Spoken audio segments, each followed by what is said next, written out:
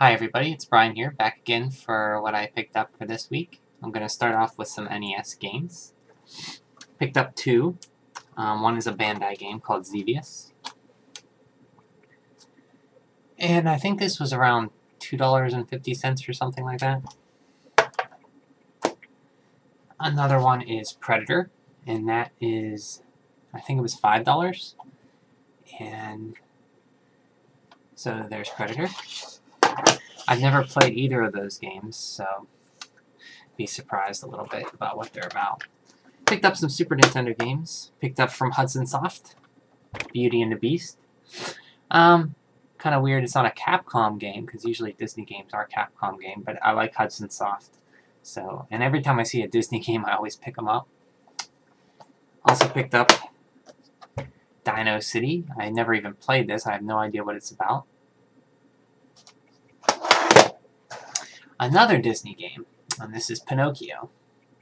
I haven't played this either. I have no idea. And a terrible game. I don't know why. Well, I just picked it up for just to have it because I love having Super Nintendo games, and that's Ultraman. I think I rented this once. It wasn't very fun. And you're basically a one-on-one fighting game. Once the enemy's energy gets down, you have to finish them with a special move like a fire blast.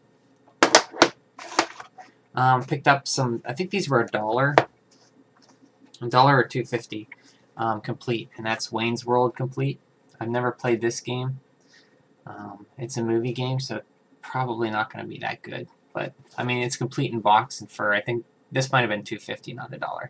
For $2.50, I'll pick up any Super Nintendo game complete in box. Also picked up Super Godzilla. This was $2.50, complete in box. I have no idea what this is like either, but looking on the back, it looks like a fighting game. Like you fight Ghidorah and all the other super monsters. Finally, history's most powerful monster, Godzilla, has arrived on the Super NES, complete with a powerful animation battle system. And the funny thing is, it's made by Toho. And I was trying to see if they just have the license or they actually made the game. And I don't see who actually did make this. I think Toho actually did make this game, which is kind of odd. Because I was thinking like Capcom, like maybe Capcom or something, but no, it was Toho. Also picked up, I've been wanting to get this game for a while. It came out in 2011. It's an Atlas Nintendo DS game. And I recently looked on Amazon. It was going for like $50 or $60. I think that's because they haven't printed it. And I got it new for $35. A little expensive, but since it's going out of print, I picked up Radium and Historia because I wanted to play it. And I believe this has a time travel system where if you mess up, you can go back to a certain save point or point in time and retry it. And so I'm looking forward to that. Also picked up a game I had for the PS2, and I think I lent it to somebody and he moved or something, and I never got it back. So. And that's Castlevania Lament of Innocence. And I remember playing, this was one of the first games I got for my PS2, along with Final Fantasy X. And I didn't really care for Final Fantasy X, but this was pretty good. I never did finish it, though. What else? Oh, I picked up, for $8, that's the new Super Mario Bros. 2 strategy guide.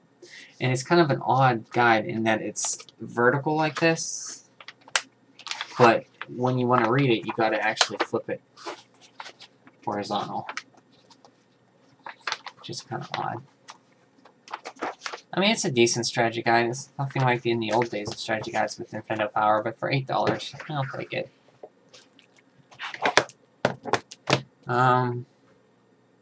Not really video game related, but one of the most important things I picked up was a new bike helmet. And mine I actually lost. I don't know what happened to it. I think I put it down somewhere and I can't find it. And it was old anyway. And you're supposed to replace these type after about 3.5 years because the padding and everything gets weaker. Or the padding inside gets weaker. Also picked up some Blu-rays. I've been on a Disney kick lately. I picked up Brave. And these were all at a used game store, game shop. Cinderella. I don't actually remember. I remember bits and pieces about Cinderella, but I haven't watched it in years. And so there's that. Also picked up a recent release. This came out in February, and that's Peter Pan on Blu-ray. So, and all the Blu-rays I get, I usually encode them or rip them and encode them to like 720p or something, and so they are in a manageable high-def file size, and then put them on my server, and then I store these away. So 720p rips for me. When I encode them, they look good enough, and they save on space. So there's that, and I believe that is everything. So I hope everybody has a great weekend, and I will see you again next time.